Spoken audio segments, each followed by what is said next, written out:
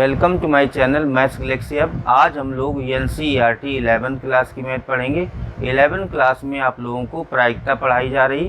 प्रायिकता में आज नई एक्सरसाइज 16.3 बताई जाएगी। तो एक्सरसाइज 16.3 पढ़ने से पहले कुछ फार्मूले देख लेते हैं, उसके बाद हम एक्सरसाइज की क्वेश्चन करते हैं। तो फार्मूला पहला देखिए, किसी घटना ई के घटित होने की प्रायिकता पीई से डिनोट करते हैं, पीई से प्रदर्शित करते हैं। पीई बराबर होता है एनई अपॉन एनएस। इसका मतलब है घटित घटनाएं बटे कुल घटनाएं। किसी घटना ई के घटित होने की प्रायिकता बराबर होता है घटित घटनाएं बटे कुल घटनाएं। दूसरा फार्मूला होता है PS इक्वल 1। इसका मतलब है किसी सैंपल स्पेस में जितनी भी प्रायिकताएं होती हैं उन सब का सम 1 के इक्वल होता है। उसके बाद तीसरा फार्मूला है PE प्लस PE बार इक्वल 1। इसका मतलब है कि किसी घटना E के घटित होने की प्रायिकता प्लस उसके न घटित होने की प्रायिकता, इसको PE बार से डिनोट करते हैं। इन दोनों का योग 1 होता है। इसका मतलब ये भी हो गया कि PE बार इक्वल 1 माइनस PE। इसका अर्थ है कि किसी घटना के न घटित होने की प्रायिकता अगर आपको निकालनी है तो घटित होने की प्रायिकता को 1 में माइनस कर दें तो न घटित होने की प्रायिकता आ जाएगी। चौथा फार्मूला है PE लाइज बिटवीन 0 एंड 1। इसका मतलब है किसी भी घटना की प्रायिकता 0 से छोटी और 1 से बड़ी नहीं हो सकती है, वो 0 और 1 के बीच में होनी चाहिए। अगला फार्मूला है घटना A या B की प्रायिकता यदि A व B किसी परीक्षण की दो घटनाएं हों तो PA यूनियन B। A या B का मतलब होता है उसको जब मैथमेटिकली हम प्रदर्शित करते हैं तो यूनियन से प्रदर्शित करते हैं। घटना A या B की प्रायिकता A या B का मतलब है PA union B। PA union B बराबर होता है PA plus PB minus PA intersection B। उसके बाद छठवां नंबर है यदि A व B घटनाएं परस्पर अपवर्जी हैं तब A इंटरसेक्शन B आपका 5 होता है। अगर दोनों घटनाएं A और B अपवर्जी हैं, अपवर्जी घटनाओं का मतलब है एक घटना का दूसरी घटना से कोई संबंध नहीं होता है, तो उन दोनों का जो इंटरसेक्शन होता है वो 5 आएगा। जब इंटरसेक्शन 5 आएगा तो PA इंटरसेक्शन B आपका 0 हो जाएगा। तब देखिए क्या हो जाएगा, PA इंटरसेक्शन B 0 हो गया, तब PA यूनियन B बराबर हो जाएगा PA प्लस PB। फिर आते हैं 7वें नंबर पर, दो घटनाएं A व B स्वतंत्र होती हैं यदि PA इंटरसेक्शन B बराबर PA इंटू PB। दो घटनाएं स्वतंत्र घटनाएं कहलाती हैं यदि उन दोनों का इंटरसेक्शन उनकी अलग अलग प्रायिकताओं के गुणनफल के बराबर होता है। तो ये तो हो गए फार्मूले। आप लोग पहले फार्मूले देख लें, इनको नोट कर लें, हम उसके बाद क्वेश्चन करवाते हैं। एक्सरसाइज 16.3 स्टार्ट करते हैं। पहला क्वेश्चन मैंने यहाँ पे लिखा हुआ है, ये एक टेबल बनी है, इसमें आपको वैध और अवैध बताना है, यानी सत्य और असत्य आपको टेबल से देख के बताना है। प्रतिदर्श समष्टि S equal W1, W2, W3, W4, W5, W6, W7 के परिणामों में से कौन से प्रायिकता निर्धारण वैध नहीं है, कौन से वैध हैं कौन से वैध नहीं हैं। तो देखिए ये आपको परिणाम दिया गया है W1 से W7 तक।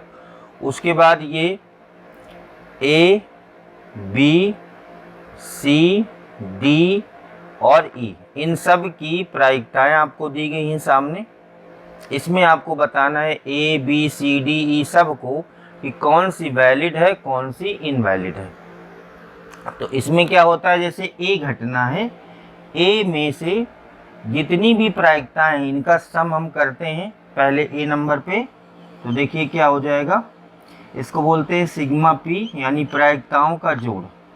सिग्मा P हो जाएगा 0.1 plus 0.1 0.01 plus 0.05 plus 0.03 plus 0.01 plus 0.2 plus 0.6। जब इन सब को आप ऐड करते हैं तो ये सब को ऐड करने से ये देखिए आपका हो जाएगा 0.1, 0.2, 0.6, 0.9 हो जाएगा, और 0.01, 0.03, 0.01 ये सब मिलाकर आपका 0.1 हो जाएगा। तो ये टोटल हो जाएगा 1। सिग्मा P1 इसका मतलब है कि PS आपका 1 है, 1 से ज़्यादा नहीं होना चाहिए। चौथा फॉर्मूला देख लीजिए, जो P है उसकी रेंज है 0 से 1, तो ये देखिए 1 आ रहा है, इसका मतलब रेंज के अंदर है। सिग्मा P आपका यानी प्रायिकताओं का जोड़ 1 के इक्वल है, 1 से ज़्यादा नहीं होना चाहिए, तो ये आपका वैध है,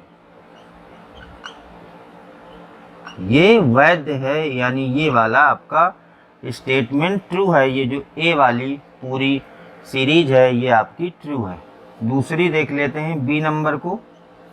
बी नंबर में इन सब का सम करते हैं। Sigma P 1/7 plus 1/7 plus 1/7 plus 1/7 1/7, ऐसा 7 बार करना है। 1/7 1/7, देखिए 7 बार हो गया, ये हो जाएगा 7/7।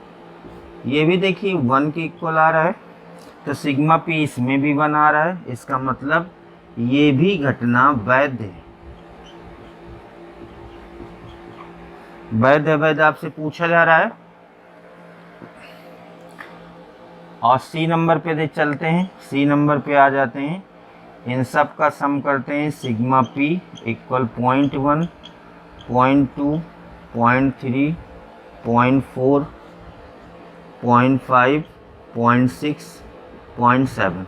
जब इन सब को आप ऐड करते हैं तो देखिए क्या हो जाएगा, 336, ये हो जाएगा 10, 10 हो जाएगा, 10 5 15, 15 6 21, 21 7 28, यानी आ जाएगा 2.8। तो ये आपका डज नॉट इक्वल टू 1 आ रहा है, इसका मतलब है सिग्मा P का जोड़ जो आ रहा है 2.8 आ रहा है, जो कि 1 से ज़्यादा नहीं होना चाहिए। इसका मतलब ये वैध नहीं है, आपको लिखना है वैध नहीं है। ये आपकी सी घटना हो गई, ये आपकी वैलिड नहीं है। उसके बाद डी पर चलते हैं। डी पर देखिए, यहाँ पर कुछ प्रोबेबिलिटीज़ इनकी माइनस में दी गई हैं, कुछ प्लस में दी गई हैं। तो माइनस और प्लस की प्रोबेबिलिटीज़, प्लस वाली तो वैध है लेकिन माइनस वाली प्रोबेबिलिटी वैलिड नहीं है। तो आपको ये देखना है कि ये जो W1 के सामने है -1 है, उसके बाद W5 के सामने -1 है, तो ये वैध वाली श्रेणी में नहीं आता है, यानी प्रोबेबिलिटी कभी भी निगेटिव नहीं हो सकती है। तो आपको लिख देना है वैध नहीं है।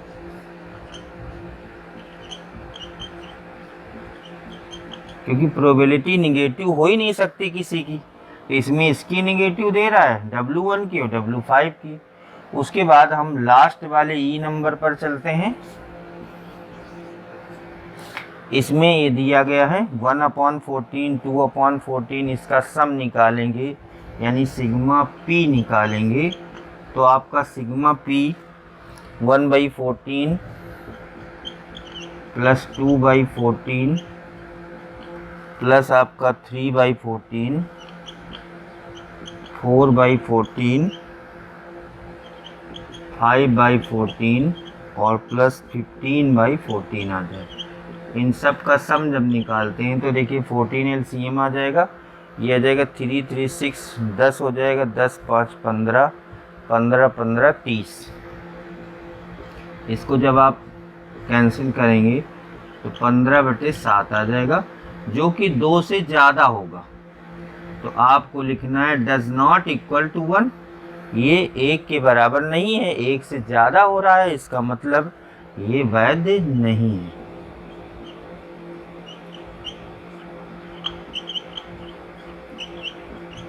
तो फाइनली हम ये कह सकते हैं कि पहली घटना वैध है, दूसरी वाली वैध है और तीसरी, चौथी, पांचवी ये वैध नहीं है। दूसरा क्वेश्चन देखिए, एक सिक्का 2 बार उछाला जाता है, कम से कम एक पट्ट प्राप्त होने की क्या प्रायिकता है? तो जब एक सिक्का 2 बार उछाला जाता है तो सैंपल स्पेस यानी प्रतिदर्श समष्टि को यस से प्रदर्शित करते हैं। यस आपका हो जाएगा head head, head tail, tail head और टेल टेल। यानी नंबर ऑफ सैंपल स्पेस ये कितने हैं? 4। ये तो आपको पहले ही बताया जा चुका है। Number of sample space n लगा देते हैं तो उनकी संख्या आ जाती है। उसके बाद आपसे पूछा जा रहा है कम से कम एक पट्ट होने की प्रायिकता, यानी कम से कम एक टेल आए तो ऐसी घटना आपको कलेक्ट करनी है जिसमें कम से कम एक टेल है। 2 टेल हो सकते हैं, कम से कम एक का मतलब कि 2 टेल हो सकते हैं। तो एक तो इसमें टेल है, देखो एक इसमें टेल है और ये दोनों टेल हो सकते हैं। तो ये NE आ गई। NE में कितनी घटना है? कम से कम एक टेल है, 3 घटना है तो NE हो गई 3। हमने बताया था कि PE होती है NE/NS। ये फार्मूला ऊपर लिखा है, यही सबसे ज़्यादा फार्मूला यूज होता है। NE है 3 और NS है 4। ये प्रायिकता आ जाएगी 3/4। तीसरा क्वेश्चन देखिए, एक पासा फेंका जाता है, निम्नलिखित घटनाओं की प्रायिकता ज्ञात कीजिए। फर्स्ट नंबर पर एक अभाज्य संख्या प्रकट होना। तो सबसे पहला काम है, एक पासा फेंका जाता है तो उसका सैंपल स्पेस लिखना है। S इक्वल हो जाएगा 1 2 3 4 5 6। नंबर ऑफ सैंपल स्पेस यानी इनकी गिनती कितनी होती है? 6। ये तो पहले भी जानते हो आप लोग। अब आपको क्या निकालना है? NS तो सबके लिए यही होगा। एक एक कंडीशन पर, पहले नंबर पर देखिए, एक अभाज्य संख्या प्रकट होना। इसमें अभाज्य संख्याएं कितनी हैं? पहले वाले के लिए E क्या हो जाएगा? अभाज्य है 2 3 और 5। तो NE क्या हो जाएगा? इसके लिए NE हो जाएगा 3।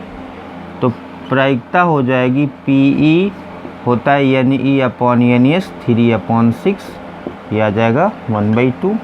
सेकेंड वाले पे आ जाते हैं।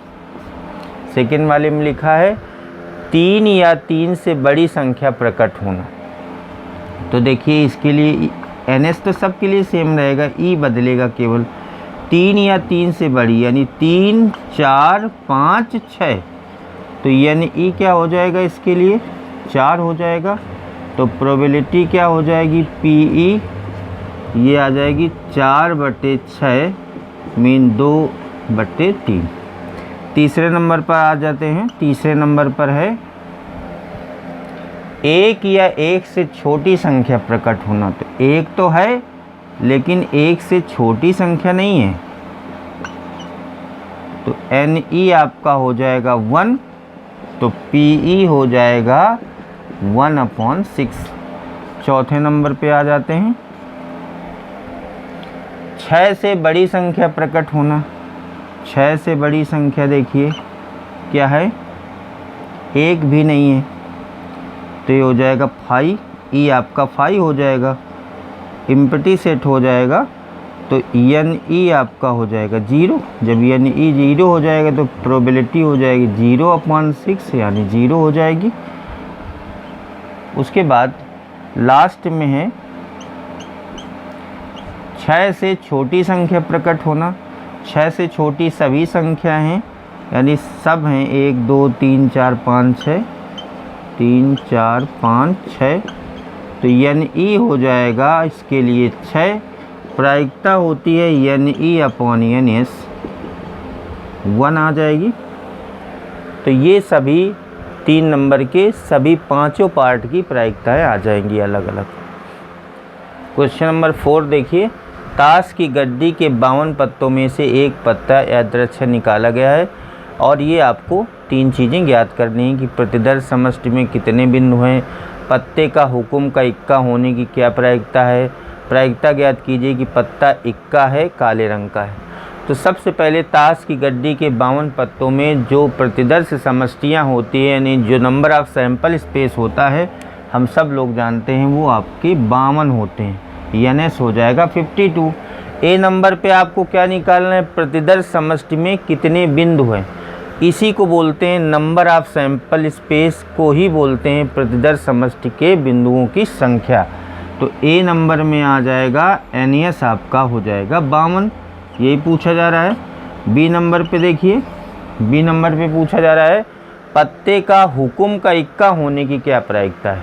तो देखिए NS आपका 52 है और NE हुक्म के कितने इक्के होते हैं, हुक्म का एक ही इक्का होता है, तो NE हो जाएगा आपका 1 और प्रायिकता हो जाएगी PE NE/NS, ये आ जाएगा 1/52। सी नंबर के पहले पार्ट में चलते हैं। सी नंबर में क्या पूछा गया है, प्रायिकता ज्ञात कीजिए कि पत्ता इक्का है। अब इक्के कितने होते हैं, सबको पता है 4 इक्के होते हैं, तो इसके लिए NE हो जाएगा 4 और PE हो जाएगा 4/52 यानी 1/13।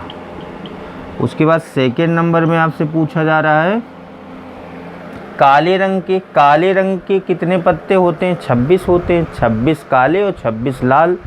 जो ताश की गड्डी में 26 काले पत्ते होते हैं, 26 लाल होते हैं, तो जो NE है आपका वो 26 हो जाएगा और PE आपको निकालना है तो हो जाएगा NE/NS 52, तो आ जाएगा 1/2। क्वेश्चन नंबर 5 देखिए, एक अनभिन्नत का मतलब होता है निष्पक्ष सिक्का जिसके एक तल पर 1 और दूसरे तल पर 6 अंकित है। इसके एक तल पर हेड और टेल नहीं अंकित है, एक तरफ 1 लिखा है, दूसरी तरफ 6 लिखा है, तथा एक अनभिन्नत पासा दोनों को उछाला जाता है। पासा सिंपल है आपका। प्रायिकता ज्ञात कीजिए कि प्रकट संख्याओं का योग 3 है और 12 है। तो सबसे पहले जो सिक्का है और जो पासा है उसके लिए हम सैंपल स्पेस निकाल लेते हैं। तो यस देखिए क्या होगा, जब आपका सिक्के पे 1 आएगा तो उस पे आएगा 1 2 3 4 5 6, तो 1 1 1 2 1 3 1 4 1 5 1 6। उसके बाद जब सिक्के पे 6 आएगा तो 6 1 6 2 6 3 6 4 6 5 6 6, तो नंबर ऑफ सैंपल स्पेस आपके हो जाएंगे 12। अब आपको ये देखना है क्या क्या आपको निकालना है। तो आपको ये निकालना है कि प्राप्त संख्याओं का योग 3 है और 12 है। तो 3 कैसे आ सकता है, देखिए फर्स्ट नंबर पर 3 केवल कैसे आ सकता है, जब 1 और 2 आए तो NE आपका हो जाएगा केवल एक बार ऐसा हुआ है, तो प्रायिकता हो जाएगी PE 1/12।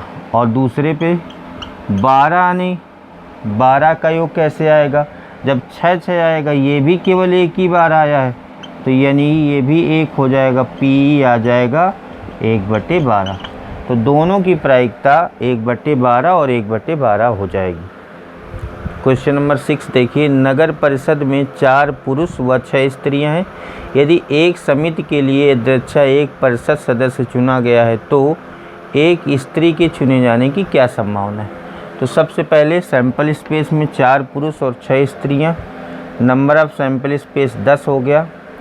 अब आपको NE और NS निकालना है। NE कितनी स्त्रियां हैं, 6 स्त्रियां हैं, तो 6 स्त्रियों में एक स्त्री के चुने जाने की संभावना 6C1, ये हो जाएगा 6। और NS तो हमने निकाल ही लिया है, इसको आप ऐसे भी लिख सकते हैं 10C1 = 10, तो PE हो जाएगी 6/10, यह आ जाएगा 3/5। या आप ऐसे सोच सकते हैं कि स्त्री total number of sample space 10 है, स्त्रियां का हैं 6 हैं, तो ये हो जाएगा NE आपका 6 हो जाएगा, NS हो जाएगा 10, सीधे 6/10 कर देंगे तो आ जाएगा 3/5।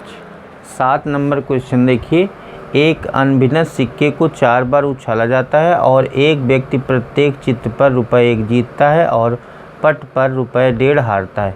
इस परीक्षण के प्रतिदर्श समष्टि से ज्ञात कीजिए कि आप 4 उछालों में कितनी विभिन्न राशियां प्राप्त कर सकते हैं, साथ ही इन राशियों में से प्रत्येक की प्रायिकता ज्ञात कीजिए। तो सबसे पहले 4 सिक्कों को एक बार उछाला जाता है तो नंबर ऑफ सैंपल स्पेस 16 होते हैं, आप सभी को पता है। ये मैंने जितने भी अटैम्प्ट हैं वो मैंने लिखे हुए हैं। तो NS आपका हो जाएगा 16। पहली कंडीशन इसमें क्या बनती है, देखिए कि चारों हेड आ जाएं। पहली कंडीशन बनेगी 4 हेड आ जाएं, तो आपको लिखना है 4 हेड आने की प्रायिकता। 4 हेड कितनी बार आए हैं ये देख लीजिए। केवल एक बार ऐसा हुआ कि चारों हेड आए हैं, तो इसके लिए NE क्या हो जाएगा, NE 1 हो जाएगा। तो प्रायिकता PE हो जाएगी 1 ये होता है NE अपॉन NS, तो ये हो जाएगा 1/16। उसके बाद धनराशि की बात करते हैं। एक हेड आने पर 1 रुपये जीता जाता है, तो इसमें 4 हेड आए हैं, तो धनराशि हो जाएगी 4 गुणते ₹1, तो हो जाएगा ₹4। तो पहले वाले की प्रायिकता आ जाएगी 1/16 और धनराशि आ जाएगी 4 रुपये।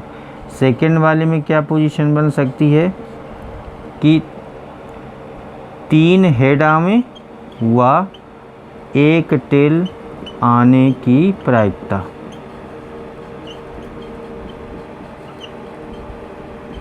अब ज़रा देखिए इसमें NE क्या हो जाएगा, इसके लिए 3 हेड हों और 1 टेल हो, 1 2 3 4, ऐसी 4 स्थितियां बन रही, तो NE इसके लिए हो जाएगा 4।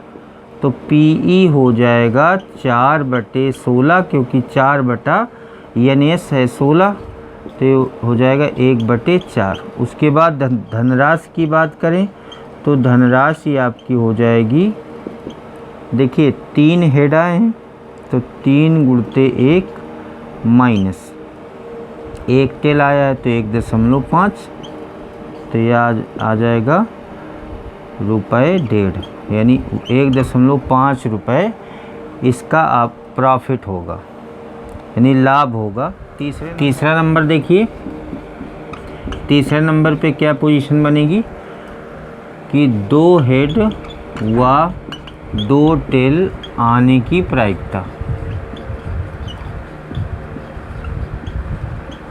2 हेड और 2 टेल देखिए कितनी बार आ सकते हैं, इसके लिए NE क्या हो जाएगा, 2 हेड 2 टेल वाले गिन लेते हैं, 1 2 3 4 5 6, तो इसके लिए हो जाएगा NE आपका 6 हो जाएगा। तो PE हो जाएगा आपका 6/16, यानी आ जाएगा 3/8। उसके बाद धनराशि की बात करते हैं। धनराशि हो जाएगी, इसमें 2 हेड 2 टेल हैं, तो 2 गुणा 1 माइनस 2 गुणा 1.5, तो आ जाएगा 2 माइनस 3, यानी -1 रुपया आ जाएगा। तो आप ये कह सकते हैं 1 रुपये का नुकसान होगा इसमें।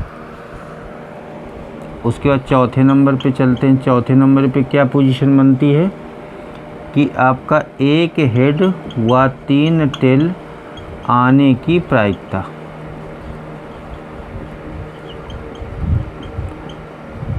एक हेड और 3 टेल वाले कितने सेट हैं, देख लीजिए, 1 2 3 4, 4 ऐसे सेट हैं जिसमें 1 हेड है और 3 टेल हैं, तो इसके लिए NE आपका हो जाएगा 4 और PE हो जाएगी 4/16, यानी 1/4। उसके बाद धनराशि की बात करें, इसमें 1 हेड है, तो 1 गुणे 1 माइनस 3 गुणे 1.5, तो आ जाएगा 1 माइनस 4.5, तो आ जाएगा -3.5। आप ये कह सकते हैं कि 3.5 रुपये की हानि होगी यहाँ पर, -3.5। पाँचवें नंबर पे क्या कह सकते हैं, पाँचवीं पोजीशन होगी कि चारों टेल आ जाएं, तो आपको लिखना है 4 टेल आने की प्रायिकता। इसके लिए NE क्या हो जाएगा, 4 टेल कितनी बार आए, केवल 1 बार आया है, तो ये NE 1 हो जाएगा। तो PE हो जाएगा 1/16 और धनराशि ये 4 गुणते 1.5 माइनस का तो आ जाएगा माइनस का रुपये 6, यानी 6 रुपये का यहाँ पर नुकसान होगा।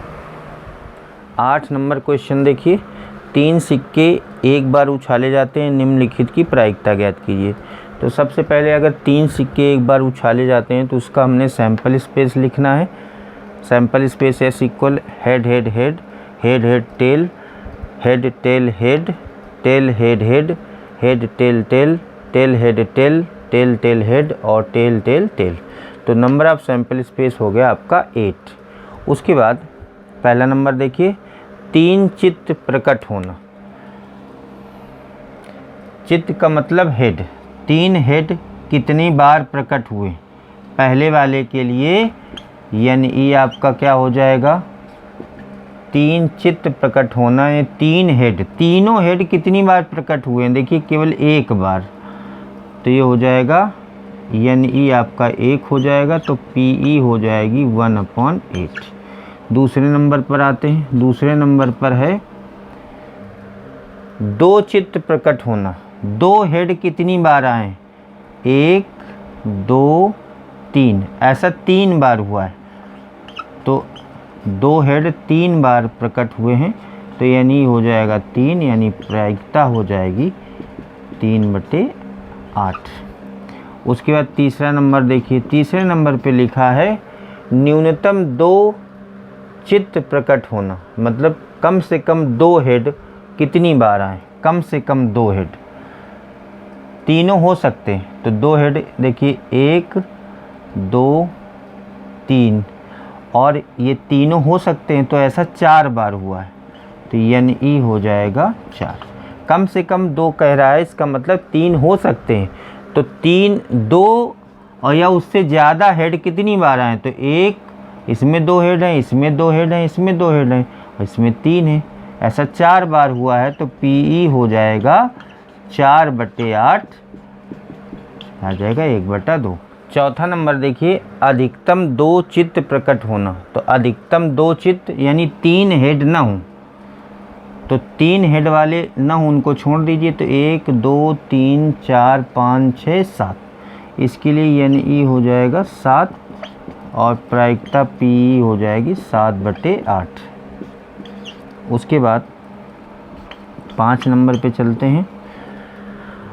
5 नंबर है एक भी हेड ना प्रकट होना। एक भी हेड ना हो, तो एक भी हेड ऐसे कितने सेट हैं जिसमें एको हेड नहीं, केवल ये एक है, तो यानी ई इसके लिए हो जाएगा 1, तो प्रायिकता हो जाएगी 1/8। अगला नंबर है, इसमें आपको बताना है 3 पट प्रकट होना। तो 3 पट यानी 3 टेल कितनी बार हैं, 1 बार आए हैं, तो प्रायिकता हो जाएगी 1/8। उसके बाद 7 नंबर पे पूछा गया है तथ्यता 2 पट प्रकट होना। तथ्यता 2 पट यानी 2 टेल प्रकट होना, ऐसा कितनी बार हुआ है। 2 टेल प्रकट होना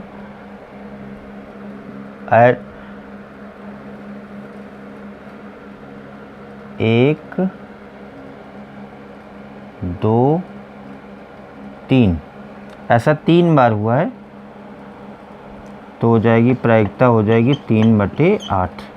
उसके बाद नेक्स्ट नंबर है 8 नंबर, कोई भी पट न प्रकट होना। कोई भी पट न प्रकट होना यानी कोई भी टेल न प्रकट हो, केवल हेड हेड प्रकट हो, तो ऐसा 1 बार हुआ है, तो प्रायिकता हो जाएगी 1/8। फिर एक इसका 9 नंबर है। 9 नंबर में है अधिकतम 2 पट प्रकट होना। अधिकतम 2 टेल प्रकट होना।